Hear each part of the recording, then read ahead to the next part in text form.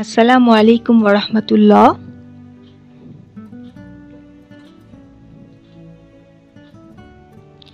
Welcome to my first lecture of ETE 223 course.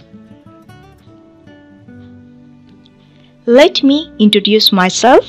Me, Tasnufa Ali, Assistant Professor of ETE Department, Daffodil International University.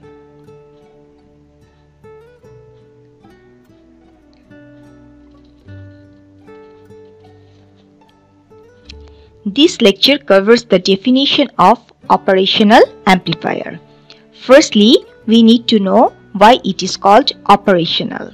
Basically, op-amp does 4 types of operation, that are addition, subtraction, multiplication. In electronics, multiplication should be integration and then differentiation. In summary, we can say that op-amp does 4 operations: plus, minus, integration and differentiation. Now we need to know what are the inputs of op-amp. Definitely, AC signals are the inputs. When summation, then 2, 3 or more signals are added. When subtraction, then 2 signals are subtracted. Similarly, for 2 signals, integration and differentiation are done by operational amplifiers. So first word, operation, that we understand, and then goes to amplifier. Firstly, any one among 4 operations have been done between 2 or more signals. Then we get the output. Listen carefully. First, any 4, that is plus, minus, integration and differentiation will be done. Then we get the output, and finally this output will be amplified by the amplifier. So first operation and then amplification. That's why it is called op-amp.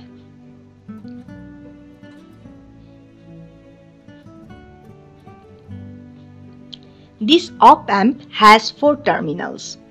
First, input. Input is also 2 types: non-inverting input and inverting input. Then output. Then the positive power supply, that is plus V, and the negative power supply, that is minus V. So 2 inputs, output, plus V and minus V are the terminals of op-amp.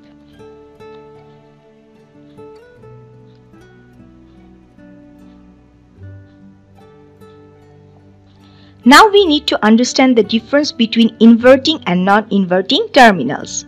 Inverting means invert. That means if you give input as 0-degree phase, then output must be inverted. And all the time this inversion is 180-degree phase shift. Thus, what you give as an input all the time, the output will be 180-degree inverted. That means if you imagine that there is a inverting amplifier, if you give a AC signal that is 0-degree phase, the output will be 180-degree phase. That's why it is called inverted.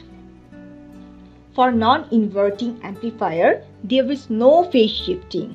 All the time your input and output will be in same phase or in same angle. So we got the difference. For non-inverting, input-output angles are same, and for inverting, the difference between input and output angle is 180 degree for AC signals.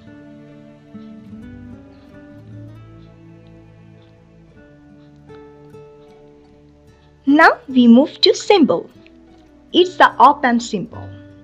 We see that the input has 2 terminals, as I mentioned earlier, 1 output and 2 voltages. One voltage is plus V, that is positive voltage, and another one is minus V, that is negative voltage. Remember, we need to apply that plus V and minus V to operate the op-amp. Without giving that voltages, the op-amp will never be on.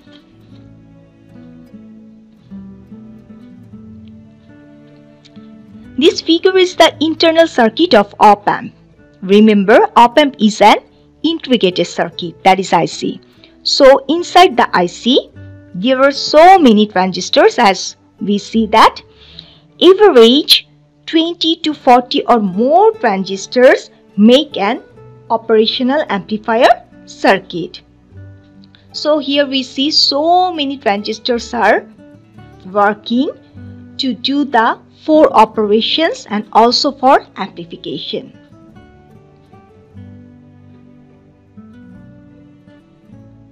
This figure is the 741 IC, which is called an op-amp IC. 741 IC has 8 pins. As we know, op-amp has 5 terminals. So here we see 2 is the inverting pin, 3 is the non-inverting pin, 4 is the minus voltage pin. Remember that this minus voltage is all the time minus 15 volts. And 7 is the plus V point. That means this 7 all the time will get plus 15 volt. Again I repeat, for minus V, we all the time give plus minus 15 volt, and for plus V, all the time we give plus 15 volt. And 5 is the offset null if you need it. 6 is the output, and 8 is the not connected pin.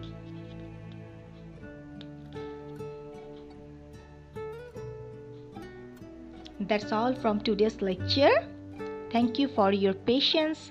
If you have any question, just drop a message on Moodle. Thank you.